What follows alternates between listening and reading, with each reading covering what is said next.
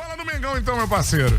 Pois é, falando do Flamengo e pegando esse gancho do Fluminense, de um jogador que costumava vestir a camisa tricolor, que é o Pedro. Já está na segunda temporada no rubro-negro e está tendo uma sequência muito positiva. Depois daquele período de 10 partidas sem marcar com a camisa do Flamengo, o Pedro vai vivendo novamente uma grande fase no rubro-negro. Nos últimos 4 jogos, Lango-Lango, 5 participações diretas do jogador no comando ofensivo em gols do Flamengo, 4 gols anotados, uma assistência de letra para aquele primeiro gol do Kennedy com a camisa do Flamengo e uma nova oportunidade. O atleta vai começar jogando. O Gabigol tá com aquela entorse no tornozelo e por isso o Pedro ganha essa sequência no comando ofensivo do Flamengo. Jogador que muda um pouquinho a configuração do ataque rubro-negro, que consegue encaixar melhor com o Michael e com um ponta pelo lado direito. O Gabigol, a gente conversou aqui ontem sobre o posicionamento, as movimentações do jogador que deixa esse setor ofensivo um pouquinho mais vazio. E com o Pedro, o ataque do Flamengo tem sempre uma referência e também ele participa da saída de bola naquele lançamento longo do Diego Alves, enfim. Sim. Muda um pouquinho a formatação tática do Flamengo, o Flamengo ganha novas opções e o Pedro também ganhando essa nova oportunidade. E relembrando os números do Pedro, né, Lango-Lango? Nas últimas 4 partidas em que o Gabigol estava servindo a seleção brasileira, também ficou de fora de umas outras partidas, o Pedro atuou contra o Bragantino, Fortaleza e Juventude, marcou gols em todas as oportunidades e contra o Juventude ainda deu uma assistência. No último meio de semana, estava em campo, teve essa oportunidade de marcar de pênalti no último minuto. Muita frieza, também contou com um pouquinho de sorte, porque ele não bateu tão bem assim, mas de qualquer forma balançou as redes novamente, jogador que é o artilheiro do Flamengo na Copa do Brasil.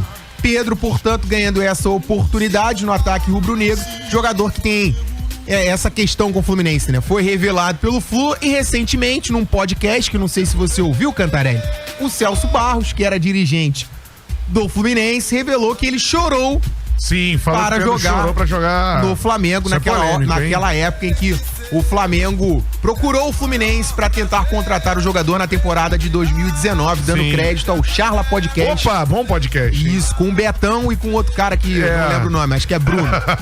Bruno Cantarelli, exatamente. Mas tem essa situação, toda essa ligação do Pedro pela formação no Fluminense, mas agora o jogador que é flamenguista de coração tem essa responsabilidade de começar jogando. E trazendo uma pequena correção que a gente trouxe no Papo de Craque, o Felipe Luiz está suspenso desse jogo, Lango-Lango. Ele não tem condições de jogo, recebeu o 3º cartão amarelo no último final de semana contra o Cuiabá e por isso a probabilidade maior é do René começar jogando.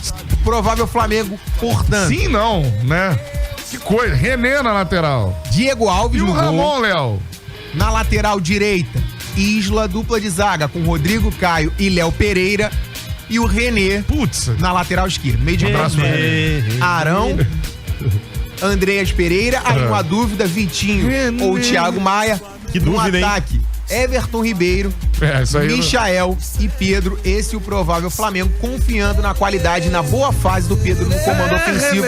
Nos últimos 4 jogos, 5 participações diretas do camisa 21 do Flamengo, 4 gols e uma outra assistência.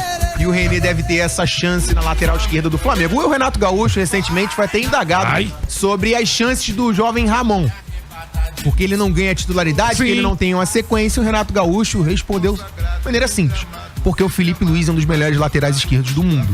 E o René é o 2º melhor lateral esquerdo do mundo. Não. Mas o René foi o melhor lateral esquerdo do Brasileirão na temporada de 2018.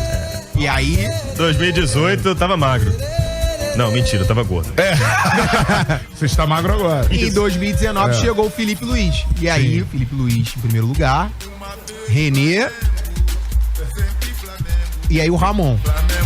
Agora tem o Arana pra competir com o Felipe Luiz. E com o René. E com o René, que também tá nessa. E tem o Piquerez também, né? Piquerez. Pra mim o Piquerez é o 3º ou 4º da lista do Brasil. Calma. Agora... Não, ele tá atrás do Arana e do Felipe Luiz, lógico. Quem vai jogar na lateral esquerda do Mengão amanhã? Quem? René.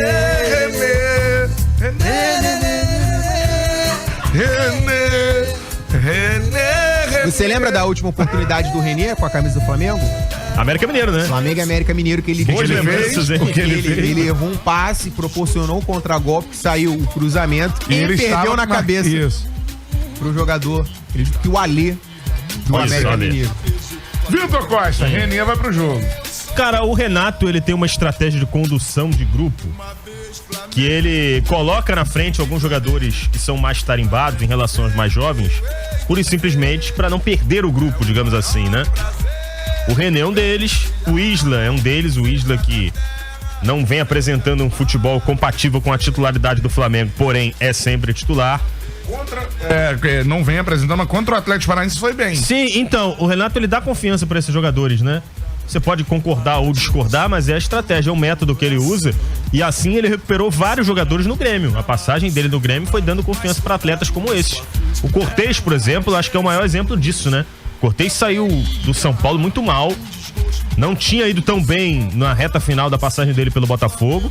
E ainda assim, ele trouxe pro Grêmio e hoje o Cortez, embora não viva uma boa fase, conseguiu se reinventar pro futebol, né?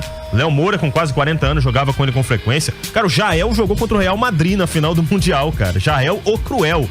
The Cruel. Então, essa é uma característica do Renato. Então, na hora de lançar jovens jogadores, ele é mais devagar. Ele prefere dar sequência aos mais tarimbados, aos mais experientes. Não me surpreende essa história da sequência do René, não me surpreende a sequência do Isla. Você pode concordar ou discordar, mas é um método, né? Ele considera isso uma gestão de grupo. É verdade, cara.